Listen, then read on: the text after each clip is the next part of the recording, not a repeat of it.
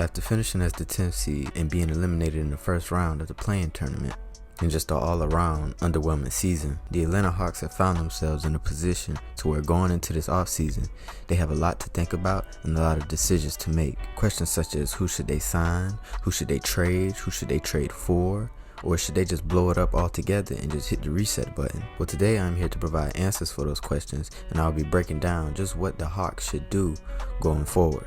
My name is Ojari Brown. Don't forget to leave a like and subscribe. It'll be greatly appreciated. But without no time wasted, let's get right into it. So like I said in the intro, the Hawks this year had a pretty underwhelming season, and it was just a big slap in the face just telling them that this whole Trae Young and DeJounte Murray experiment just wasn't compatible, and it just wasn't enough to really compete for anything, let alone win a championship. But me personally, I feel that Trae Young is one of the best point guards in the league when he's healthy, and when he's on, he is one of the best point guards in the league, and I feel like that is a player that you have to keep and you have to build around, and you have to prioritize making him your franchise. So first order of business, they need to keep Trae Young, and they need to keep building around Trae Young. And with some of the pieces and with some of the players that they have, and with little flexibility that they do have with this roster, I believe that they can still make some moves, and they can still go out and do some of the things that I think they should be doing. And within the next year or two, I feel like they could put themselves in a position to where they are in the playoffs, a good seed, and potentially going on a run. For my next order of business as a GM, I believe that the Hawks should go out and swing big and go get a specific type of player, and a specific player that I believe that if they go out and get and put alongside Trae Young while also building out the rest of this roster adequately, I think they would put themselves in a position to where they could potentially have the perfect fit next to Trae Young, and put themselves in a position in the long run to where they are looking pretty and they are looking to be one of the best teams in the Eastern Conference. And if you saw the thumbnail, this player has to be, in my opinion, it has to be Lauri Markkanen. Lauri Markkanen is a former lottery pick who was drafted by the Bulls, and over some time and over some years, it was seen that it was a big miss on him and that he just wasn't the player people thought he would be. But after some years of development and ending up on the Utah Jazz, Lauri Markkanen has shown himself to be an all-star level player.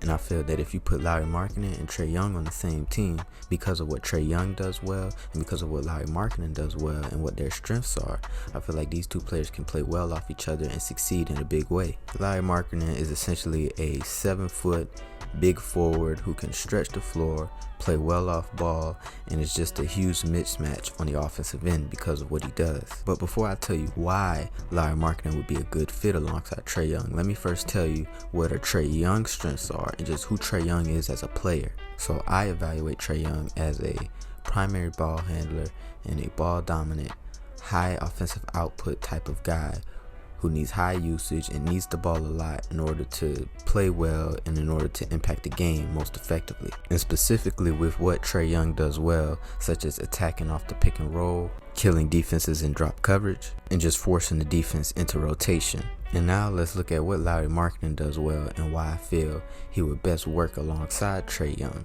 And I'm not going to just tell you what I see, I'm going to show you what I see as we break down some film and just me telling you exactly what Lauri Markkanen does well as I show you.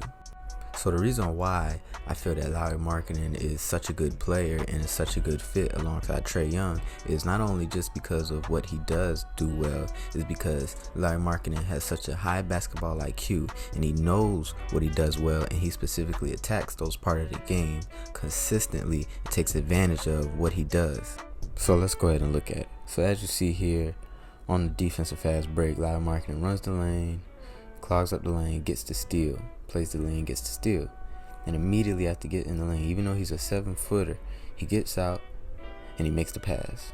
But not just making the pass. You can see where his eyes are. He's actively looking up and down the floor, reading the floor, trying to figure out where is the next pass to be made.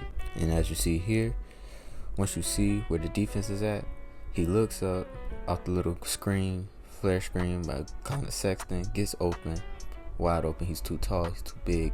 That's easy buckets for him.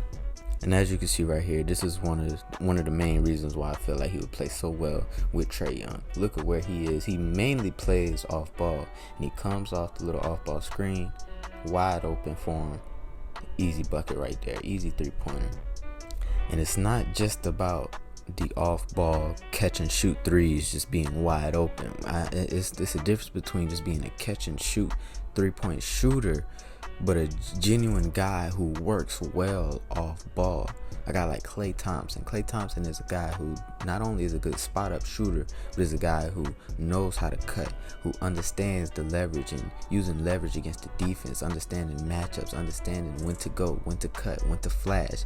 Those are things that make a great off-ball player, and that is something that I feel that Lauri Markkanen is, and when it's because it's just not widely known because he's in Utah, but he made an all-star team last year, and I feel that being put with Trae Young, obviously he might not have the averages of 20 points per game. I still feel like he could because he's not an on-ball guy. He's a guy who mainly works off ball. But for example, right here, as you can see, we have the out of bounds play, and look where he is right here where my mouse is, and it's a simple play, but because he gets off to the defense, he's so big and he's so tall, that's just an easy lob, easy dunk, easy slam.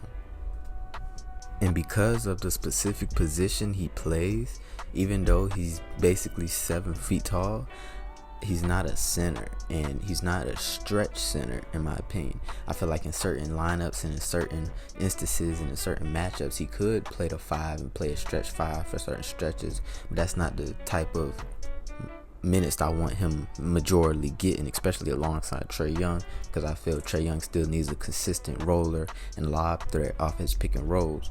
But as you can see, look, and when you play him with a center, when you play Lauri Markkanen with a center, as you can see right here, he's being guarded by the small forward or the power forward, and he gets the ball and he just rises up over him because he's just so tall and his release point is so high.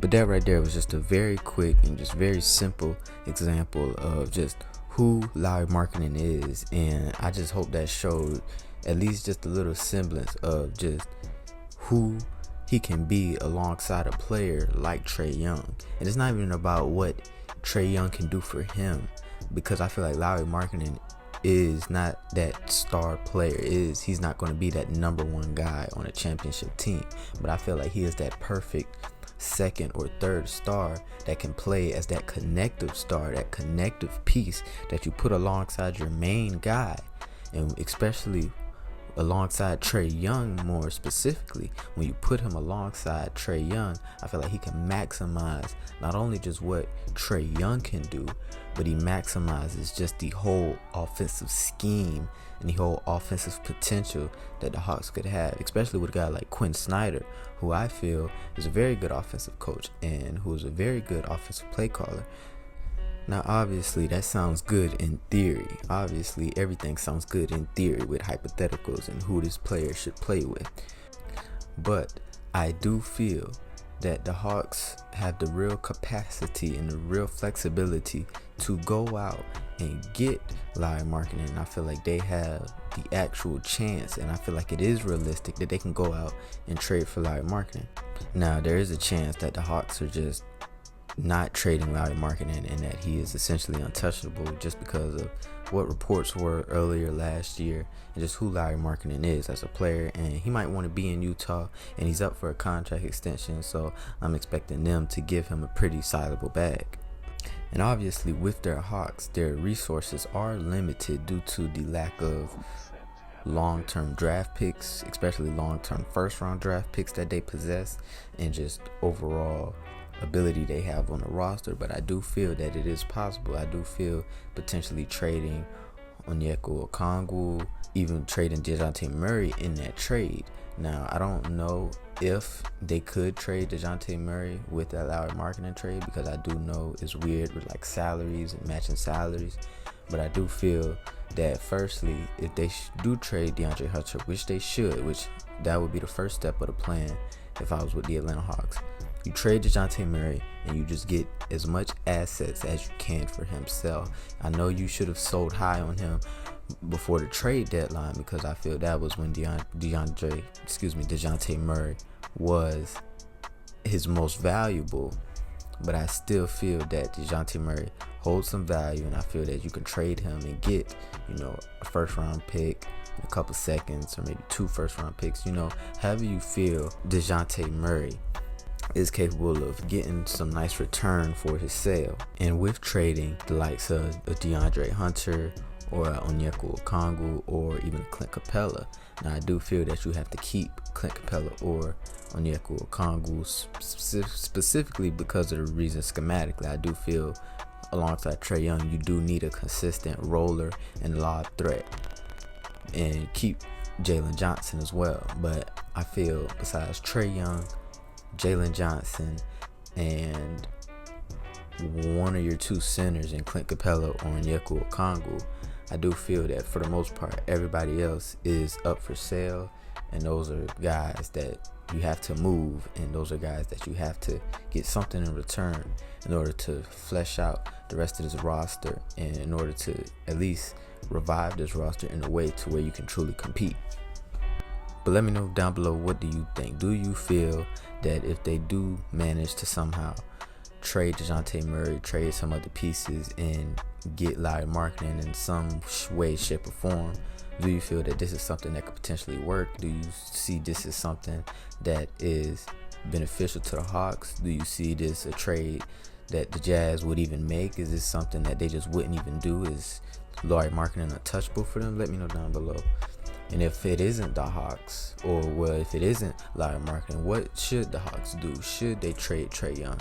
Should they run it back again? Should they just blow everything up, just hit that reset button and sell high and get as much as they can for everybody and just hit that reset button? But let me know down below what you think. Don't forget to hit that like and subscribe. I appreciate you guys for watching. If you made it to the end, my name is Ojari Brown. Peace out.